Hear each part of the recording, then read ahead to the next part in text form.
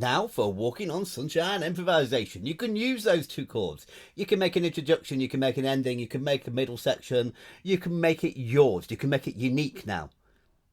Can you bring your character out in your piano playing? Let's see.